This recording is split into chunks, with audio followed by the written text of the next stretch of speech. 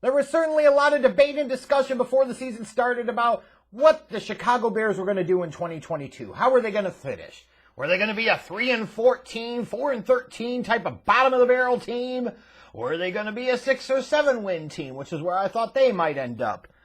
Were they going to win 9, 10 games or more because you were drunk and delusional and too busy trying to pump up every sorry-ass third-tier free agent that Ryan Poles brought in?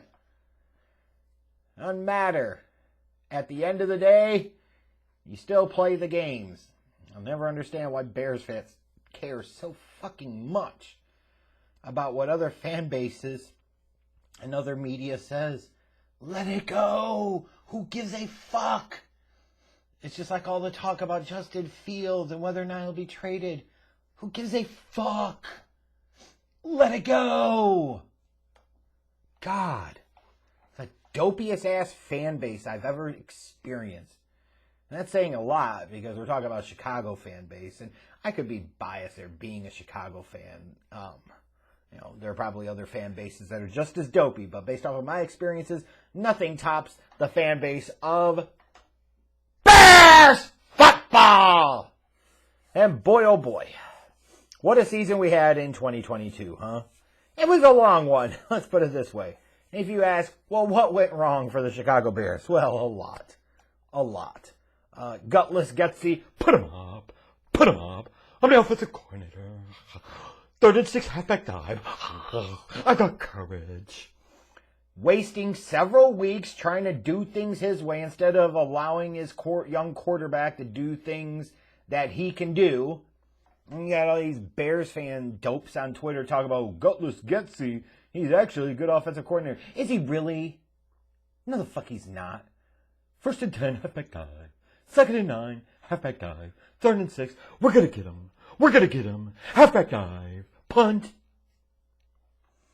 But more importantly, trying to minimize instead of accentuate and maximize Justin Fields' athleticism. And then even later in the year, when you're clearly not playing for anything, you continue to allow Justin Fields to run like crazy because you're a moron. Whatever. Just one of the things that went wrong with this team. Trading what ultimately ended up being an all-pro player, not before the season, like you probably should have, but during the season, only getting a second-round pick in return for Roquan Smith. We could debate back and forth about whether or not you could have gotten a first-round pick for an off-ball linebacker, but the bottom line is you traded an all-pro guy in mid-season for a second-rounder. You traded what ended up being effectively almost a first-round pick, the 32nd overall pick, ultimately, for Chase Claypool, and we saw how that worked out. The passing game absolutely stunk. Like before the season, I was talking about 4,000 yards or bust for Justin Fields. Shit, would have been nice to see him hit 3,000 for Christ's sakes. The defense stunk, and that was even before the Roquan Smith and Robert Quinn trades. Just lots of things went wrong. The offensive line stunk. The pass-catching weapons stunk. Mooney got hurt, missed time. Herbert really showed some flashes as a ball carrier, and then he went down for a period of time. Fields missed games. So much went wrong this year. So it leaves you to ask, well, what went right, smart ass? It can't be all negative. No, it certainly isn't.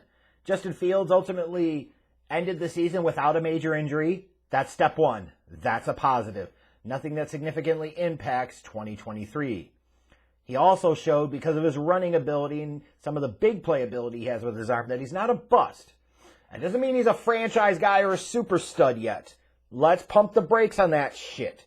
I realize for the Chicago Bears, when it comes to the quarterback position, the bar is oh so incredibly low, but let's try to have some decent, respectable standards here. He's not a bust, but he's a long way from being an elite type of dude. He just is. But even better, Ted Phillips retired, Kevin Warren hired. The Ted Phillips reign of error, ERROR, is finally fucking over. You're seeing the Bears talk about wanting to build a dome stadium. Get away from that dump on frickin' Lake Michigan. Good. Progress.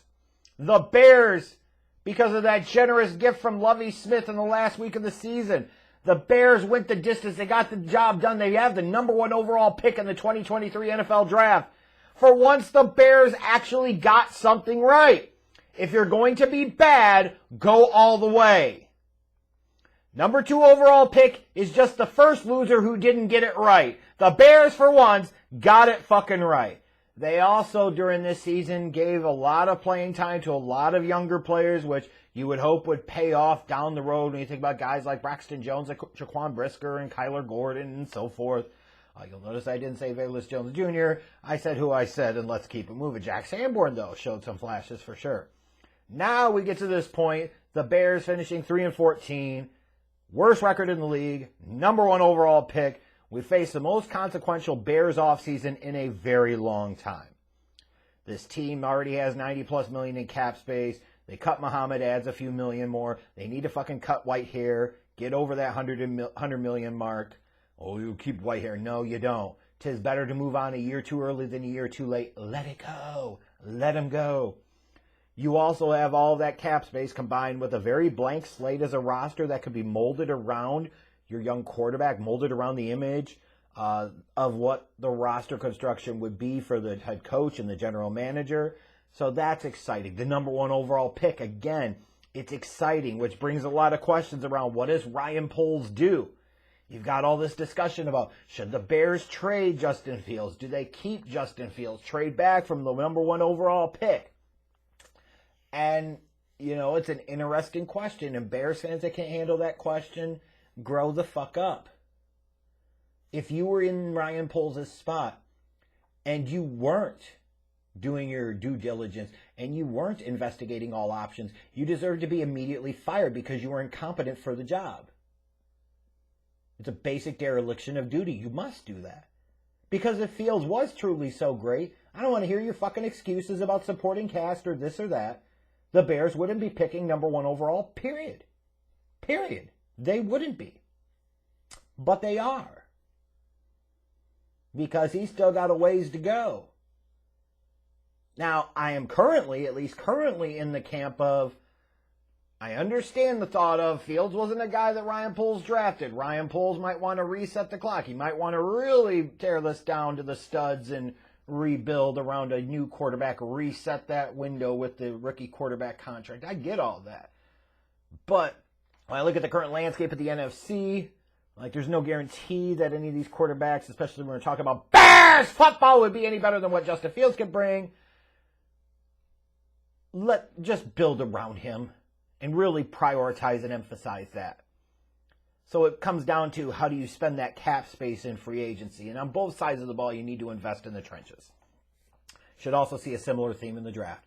You saw the teams in the Super Bowl, the Chiefs, the Eagles, invest heavily on the trenches on both sides of the ball. That is the model to follow. You figure out the stuff in terms of the weapons and playmakers, but you got to get the trenches right. Without the trenches, you have nothing. Let me repeat. Without the trenches, you have nothing. And when all else fails, you default offense first, not defense. And let me clarify this for the dumb dicks who don't comprehend and can't understand basic fucking logic and reason here. At no point in time am I saying you ignore the fucking defense. I'm not saying that. All that cap space, all those draft picks, especially if you trade down, you're going to need to invest some in the defense. I fucking know that. You idiots. But what you don't do is you don't prioritize the defense first like dumb dick Poles did last offseason. That was stupid. Understand the game that you're in. You're in the modern NFL. It is offense first.